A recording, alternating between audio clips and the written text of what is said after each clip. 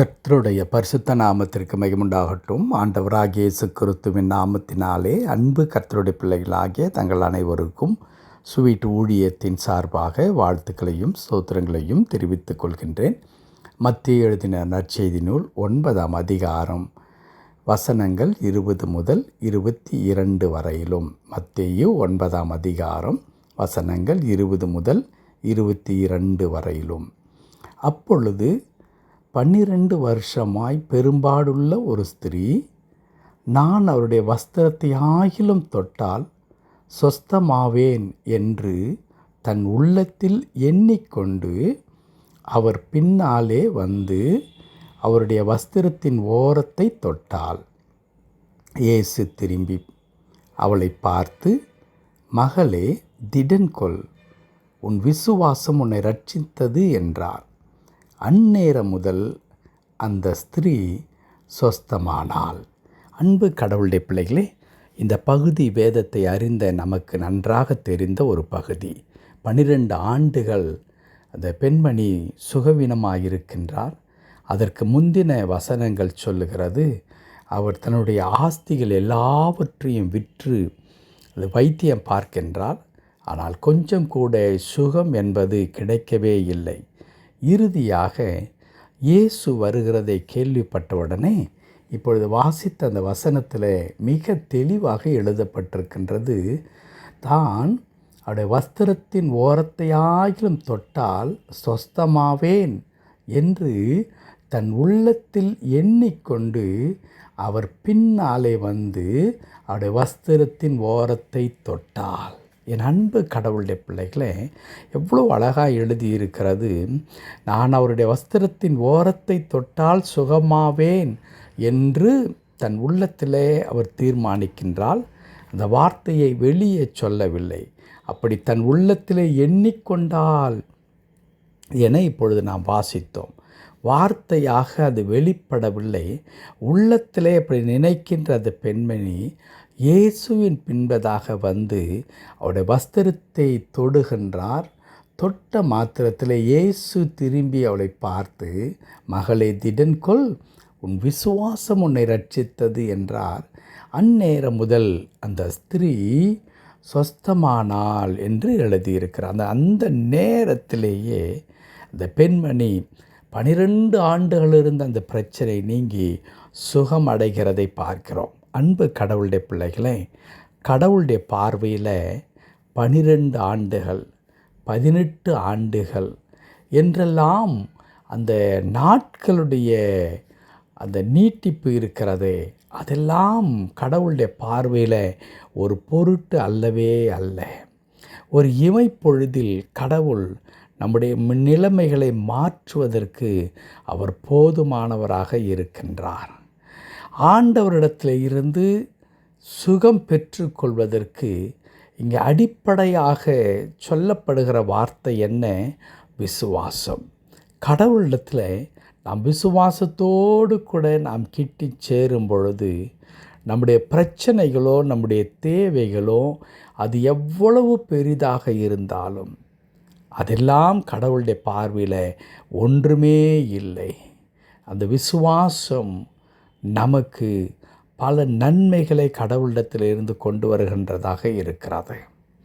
முந்தின வசனத்தில் அந்த பெண்மணியுடைய தீர்மானத்தை நாம் பார்க்கின்றோம்.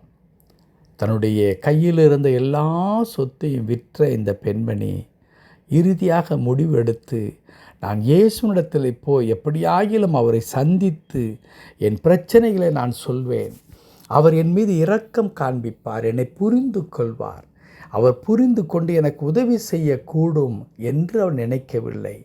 மாறாக, நான் சென்று அவருடைய வஸ்திரத்தின் ஓரத்தை நான் தொடுவேன், அப்படி தொட்டு சுகமாவேன் என்று தீர்மானிக்கிறார்.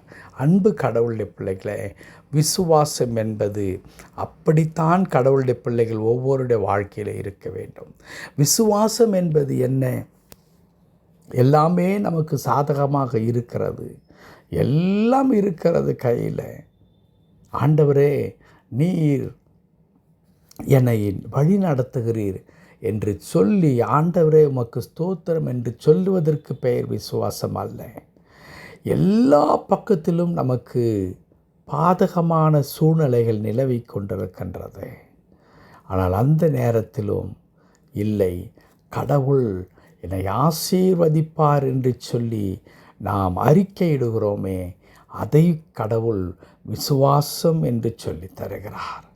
அந்த விசுவாசம் உடையவர்களாக நாம் இருக்க வேண்டும் என்று ஆண்டவர் எதிர்பார்க்கின்றார். இங்கே இந்த பெண்மணி அதைத்தான் செய்கின்றார். நான் அவர் பின்பதாக சென்று அவருடைய வஸ்திரத்தின் ஓரத்தை நான் தொடுவேன், தொட்டால் நான் சுகமாவேன் என்று தீர்மானிக்கின்றார்.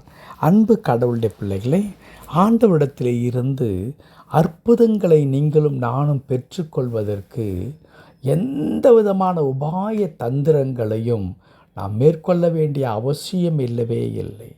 ஒரு சின்ன விசுவாசம் போதும். ஒரு சின்ன கடவுள் மீது வைக்கின்ற நம்பிக்கை போதும். அது மாபெரும் அதிசயங்களை அது நம்முடைய வாழ்க்கையிலே கொண்டு வரும். ஏனென்றால் நம்முடைய கடவுள் நம்முடைய புத்தி கூர்மையை மெச்சிக்கொண்டு அதை கணக்கில் எடுத்துக்கொண்டு செயல்படுகிற கடவுள் அல்ல. மாறாக நம்முடைய சின்ன விசுவாசத்தை அங்கீகரிக்கின்ற கடவுளாக இருக்கின்றார். இன்றைக்கு ஒருவேளை அந்த பெண்மணியுடைய வாழ்க்கையை நாம் பார்க்கும் பொழுது 12 ஆண்டுகள் அவ்வளவு சிரமப்பட்டு கொண்டிருக்கிறார்கள். ஆனால் அதெல்லாம் ஒரு நிமிடத்தில் முற்றுப்புள்ளி வைக்கப்படுகிறது. இயேசுவின் வஸ்திரத்தை தொட்ட பிறகு அந்த மகள் அந்த பிரச்சனை இல்லாமல் வீட்டிற்கு சென்றார். ஒருவேளை இந்த காலை நேரத்தில் என் அன்பு கடவுளுடைய பிள்ளைகளை, எத்தனையோ வருடங்களாய் நான் காத்து கொண்டிருக்கின்றேன். குழந்தை பாக்கியத்திற்காக ஜெபித்து ஜெபித்து ஜெபித்து நான் சோர்ந்து போய்விட்டேனே தவிர கடவுள் இதுவரையிலும் எனக்கு ஒன்றும் செய்யவில்லை. நன்றாக படித்தேன், வேலை இல்லை. நான் என்னுடைய தொழிலை எப்படியாகிலும் முன்னேற்றி கொண்டு வந்து விட வேண்டும் என்று நினைக்கின்றேன். ஆனால் அதற்கான சாத்தியக்கூறுகள் இல்லாமல் நான் சிரமப்படுகின்றேன். என்னுடைய கல்வி, இந்த குறிப்பிட்ட பாடம் எனக்கு மிகவும் கடினமாக இருக்கிறது. நான் எவ்வளவோ முயற்சி பண்ணுகின்றேன், இயலவில்லை. எப்படி பல காரியங்கள், நம்மால் கூடாத காரியங்களை நாம் யோசித்து கொண்டிருக்கலாம். நம்முடைய கடவுள் 12 ஆண்டுகளில் கஷ்டப்பட்ட அந்த பெண்மணியை 12 நிமிடத்திற்குள்ளாய் சுகம் கொடுத்த கடவுள் நம்முடைய வாழ்க்கையிலும் அதிசயத்தை செய்வார். ஆகவே என் அன்பு கடவுளுடைய பிள்ளைகளே, விசுவாசத்தை விட்டு விடாதீர்கள். ஆண்டவருடைய வார்த்தைக்கு கீழ்ப்படியுங்கள், அற்புதத்தை காண்பீர்கள். கடவுள் தாமே இந்த வார்த்தையின்படியே நம்மை ஆசீர்வதித்து தொடர்ந்து நம்மை பொறுப்படுத்திக் கொள்வாராக. ஆமென், ஆமென்.